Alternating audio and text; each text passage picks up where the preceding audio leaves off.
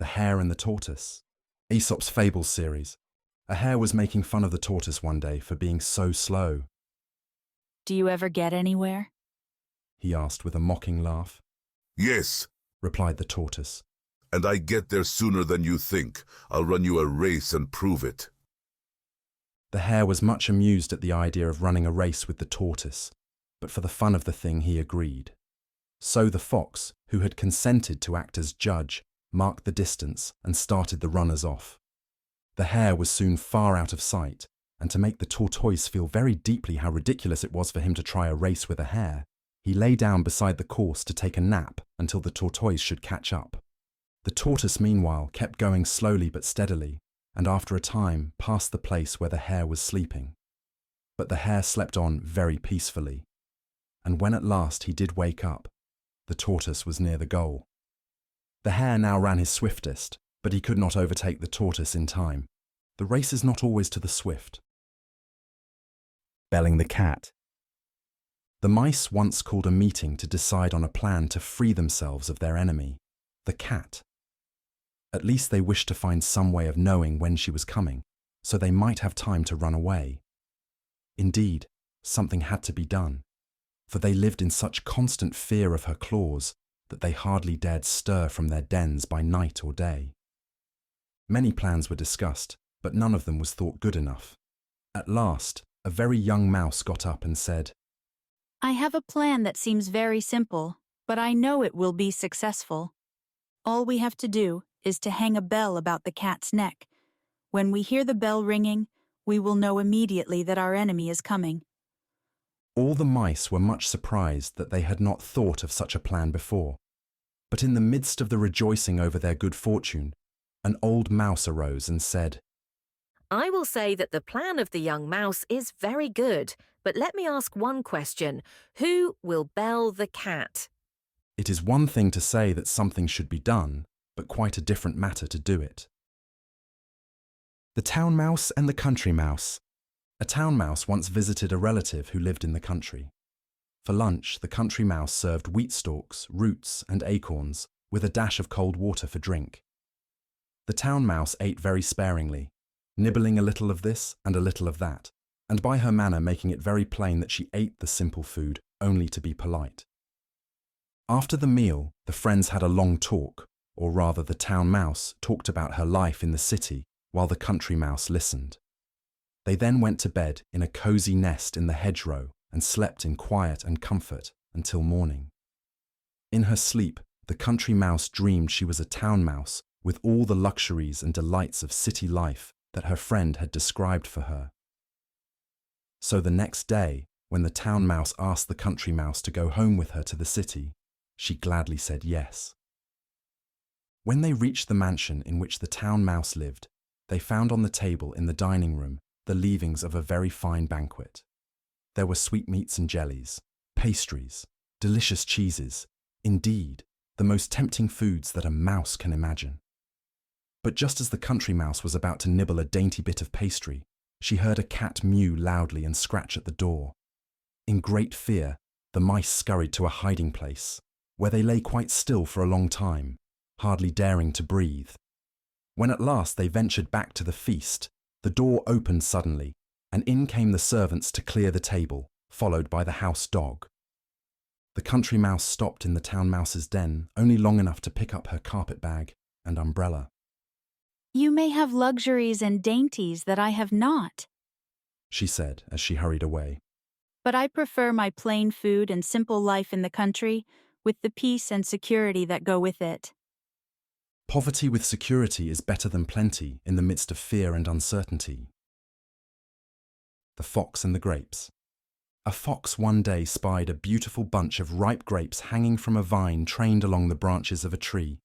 The grapes seemed ready to burst with juice, and the fox's mouth watered as he gazed longingly at them. The bunch hung from a high branch, and the fox had to jump for it. The first time he jumped, he missed it by a long way. So he walked off a short distance and took a running leap at it, only to fall short once more. Again and again he tried, but in vain. Now he sat down and looked at the grapes in disgust. What a fool I am, He said, Here I am wearing myself out to get a bunch of sour grapes that are not worth gaping for. And off he walked very, very scornfully. There are many who pretend to despise and belittle that which is beyond their reach. The Wolf and the Crane. A wolf had been feasting too greedily, and a bone had stuck crosswise in his throat. He could get it neither up nor down, and of course he could not eat a thing. Naturally, that was an awful state of affairs for a greedy wolf. So away he hurried to the crane. He was sure that she, with her long neck and bill, would easily be able to reach the bone and pull it out. I will reward you very handsomely, said the wolf, if you pull that bone out for me. The crane, as you can imagine, was very uneasy about putting her head in a wolf's throat. But she was grasping in nature, so she did what the wolf asked her to do. When the wolf felt that the bone was gone, he started to walk away. But what about my reward? Called the crane anxiously. What? Snarled the wolf, whirling around. Haven't you got it? Isn't it enough that I let you take your head out of my mouth without snapping it off? Expect no reward for serving the wicked. The Gnat and the Bull. A gnat flew over the meadow with much buzzing for so small a creature and settled on the tip of one of the horns of a bull. After he had rested a short time, he made ready to fly away.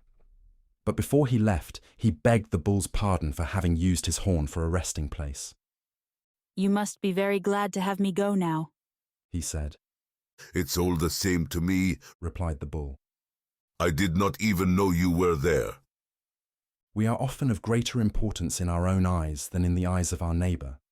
The smaller the mind, the greater the conceit. The Plane Tree. Two travellers, walking in the noonday sun, sought the shade of a wide-spreading tree to rest. As they lay looking up among the pleasant leaves, they saw that it was a plane tree. How useless is the plane, said one of them. It bears no fruit whatever, and only serves to litter the ground with leaves. Ungrateful creatures, said a voice from the plane tree.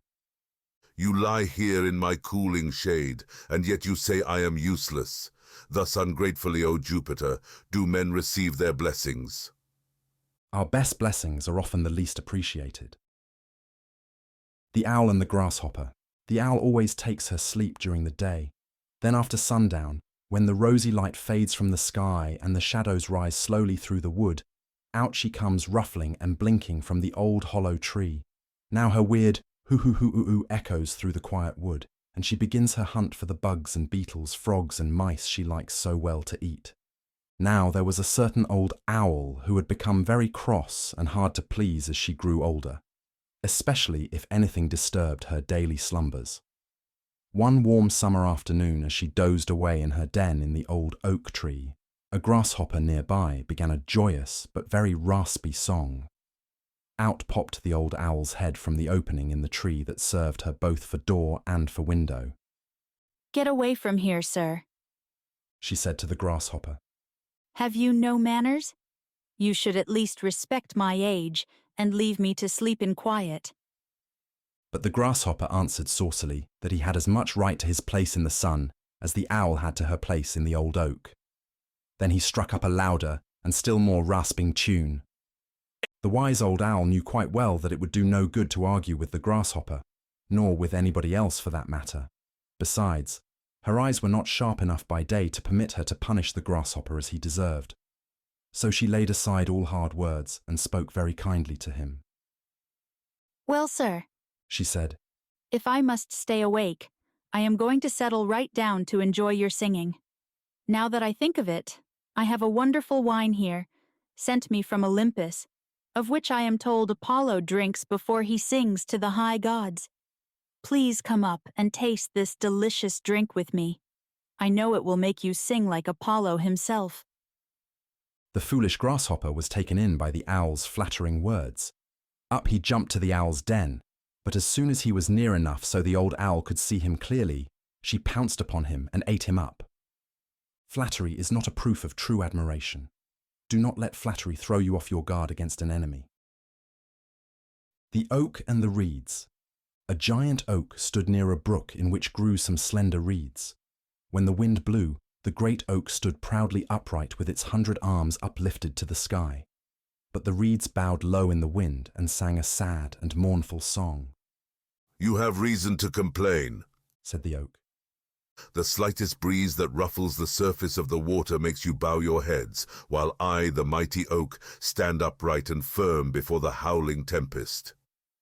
Do not worry about us, replied the reeds. The winds do not harm us. We bow before them, and so we do not break.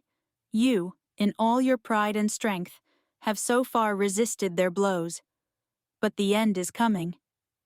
As the reeds spoke, a great hurricane rushed out of the north.